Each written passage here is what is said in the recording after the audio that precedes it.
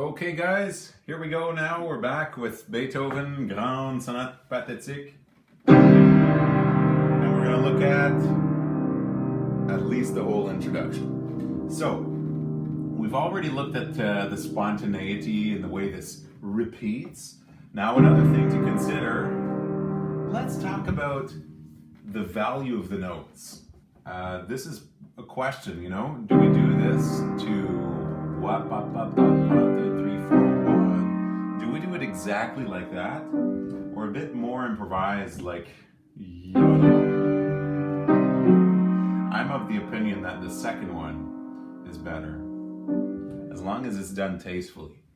So the difference is, if we do it exactly as it's written,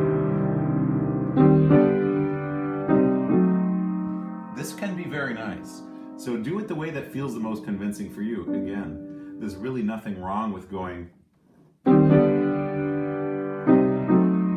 something like that.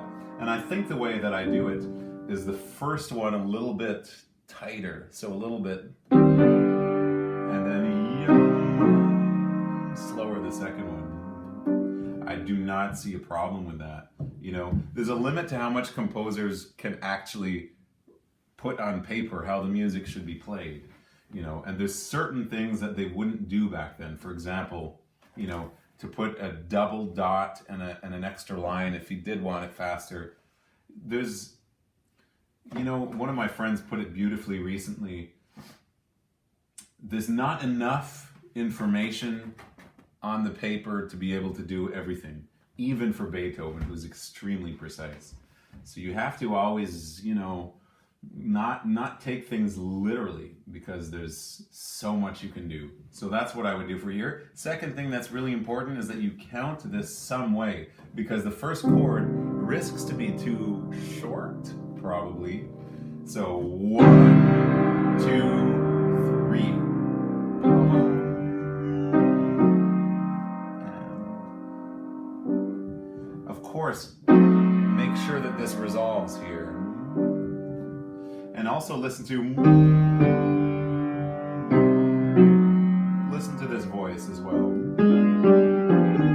Now, how can we shape this? There's a way to shape it as well. So I like to go, this is personal, you don't have to do it with my way. I'm just giving you ideas, So if it sounds bland, try some of these things. I like doing that. So this one is a little bit more than this one. And then this one I would do the opposite. More on this chord, so that you can resolve it a little bit easily. Or easier. But this is important, because obviously this is our focal point. Now here, the second time,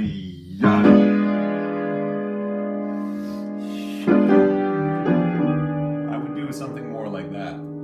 So instead of doing the same thing, you can do this. We're just finding a way to jazz it up, make it a little bit different, and this is personally what I like best. So this is how I like to play it now, and that might change in the future. So what we're doing is kind of going pretty much the opposite of everything we just did in the first one.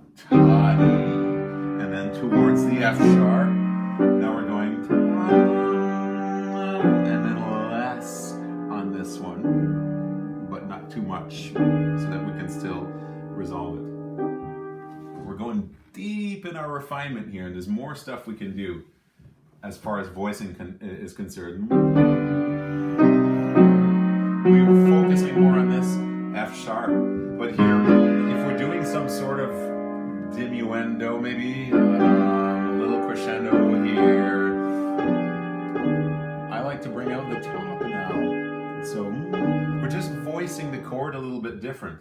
It's like doing a diminuendo, but we're leaving the highest voice, that would be the melody, very easy to hear. So we're not losing so much sound, especially on this note. So it's like Okay, this is what I'm saying again. There's a limit to how much in the score. How could you possibly even write that if that's what you wanted? That's too complex of a thing than that we would normally notate in a score. So these are just things you can come up with yourself. Again, I'm going to explain again because I think it might not be very clear what I'm saying. Here we're doing more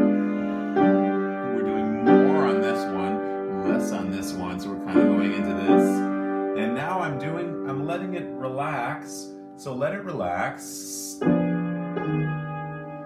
It's kind of like a diminuendo, but this note is still very,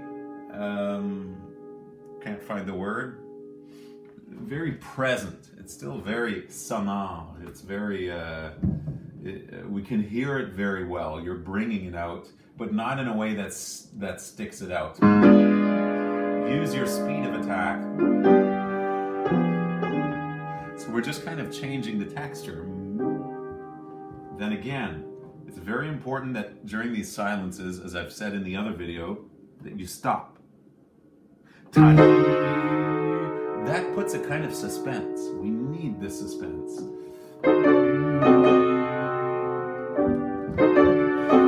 Here, I like to kind of move the tempo a little bit more forward. You can do that.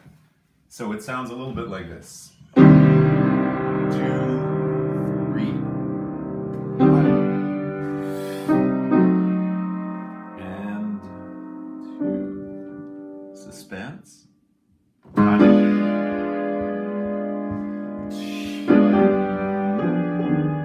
There we go.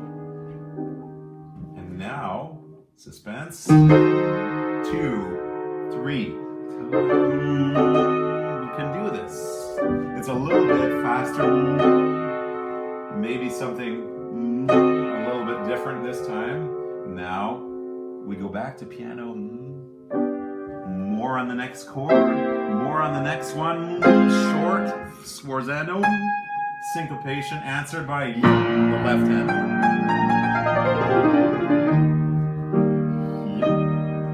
So, what do we have here again? Come down to your piano. More crescendo. Short, this is a syncopation, which we answer with this. And yeah, that kind of sounded good. Instead of going right into this, a little bit more of a declamatory nature to it. So you take a bit of time on the first notes, like this. And again, we can look at the curves. Show where the direction in the line changes. That we went up here and then back down, and then we go like this. That's very nice if you get this one short. Maybe not that short. So you have to use the pedal. Now, this is amazing because this is our typical bipolar Beethoven. At least bipolar in the emotions that he's presenting us. Something very, very tender. So play into the tenderness.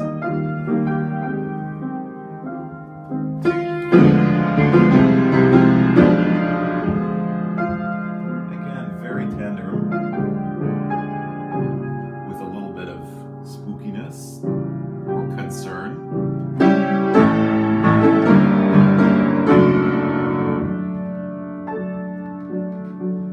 Contrast you can make, the more intense it is for the listener, and the more fun you'll have playing it as well. Now, what you can do in this is group them like this.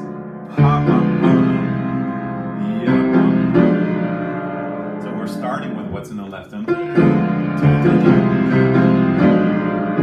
and kind of insisting towards the end of this. So it's very important not to have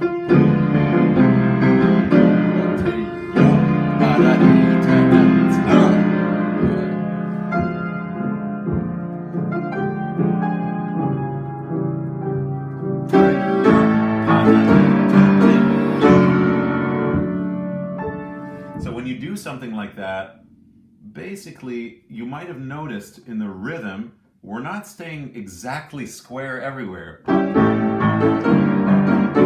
It sounds more like something like that. We're taking a bit more time at the end. Maybe listen to that a few times and see if that can make sense to you, and practice it the way I suggested.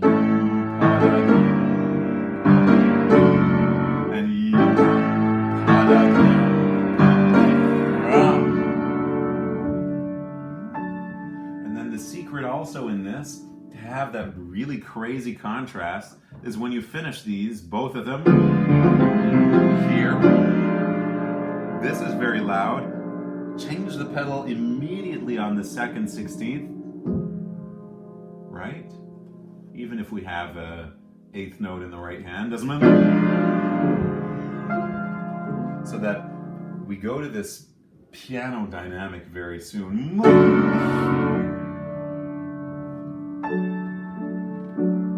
So again, how could you write that as a composer if you wanted to do instead of it's not something you can put on paper. So there's missing information always 100% of the time on what you have on the paper. Now we can move forward a little bit again without getting too fast or changing the tempo.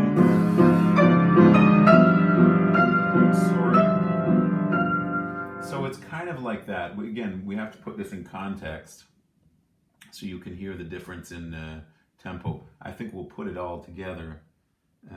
Let's do a review at the end so we can go into the tempo. But for this, something you can do, not everyone does, is to do more on these slurs and then resolve it. Same thing here, more on the C sharp, less on the D. Again, it's a suggestion. Some people will go, yeah, you can do that. I'm actually liking that more today, instead of that.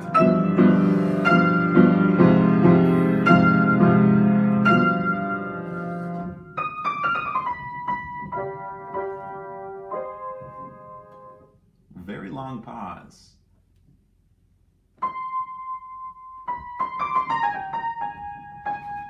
So again, show the curves all the time. Show where the line is changing the direction.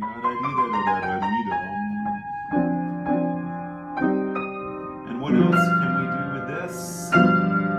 Pedal off. See how we're going? F, B flat, D, and then back up to F. These little things will make a very refined interpretation if you pay attention to them. See how that's different from we're singing towards that F, going back to F. Just a way of giving it shape like this. Now again, we have those dots, but we have the lines as well. So it just means kind of maybe portato, barely separated, but every note is important at this point.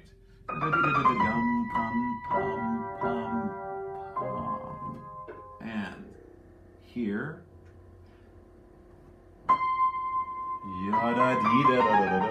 same thing.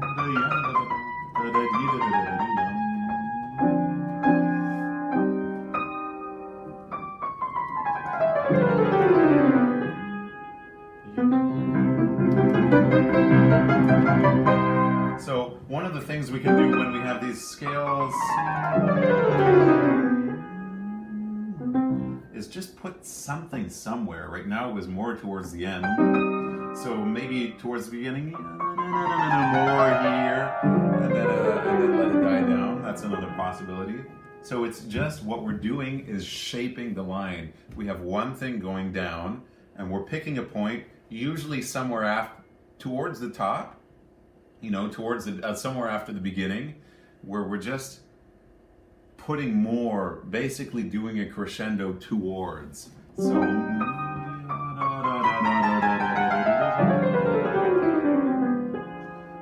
like that. It makes a line that's shaped instead of having no shape.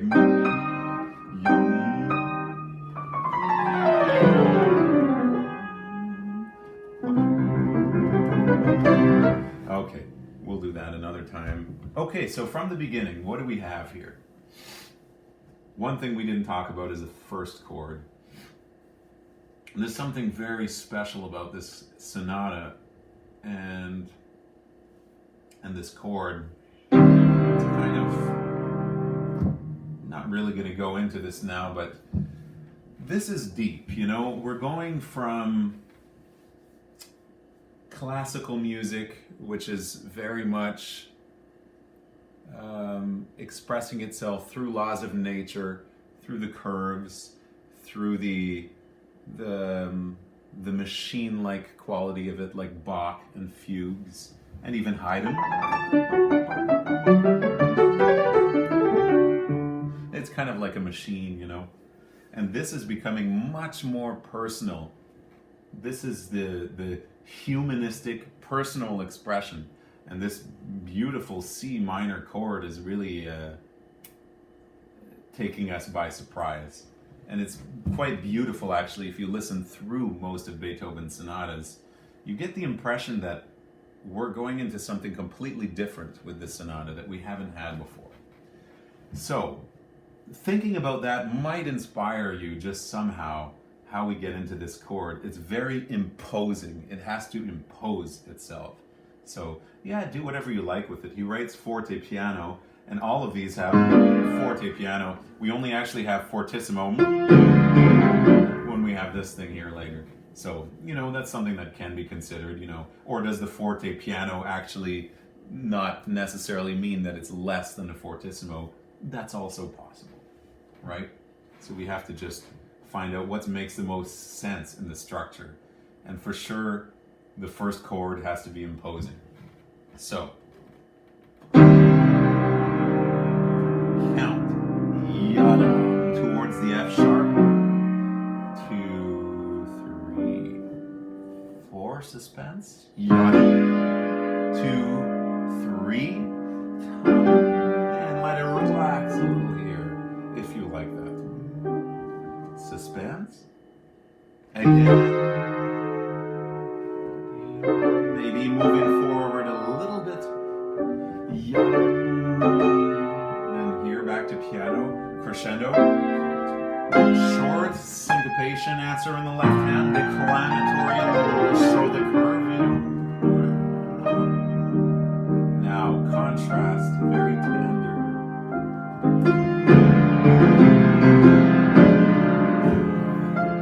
Maybe I'm doing it a little bit too much.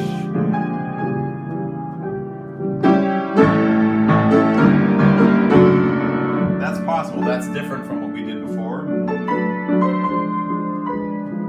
See how we can change the tempo a little bit here? Oh, one more thing. You can show this in the left hand. With the second finger. And so we finish. See, not very good piano, but we let go. So we just have the right hand. Shape this. And 1, 2. Shape yada dee da da da dum bum. Shape this maybe towards the chord in the left hand.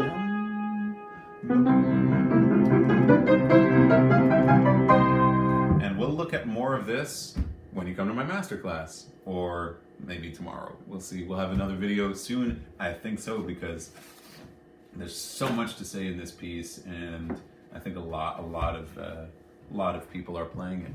So have a great day.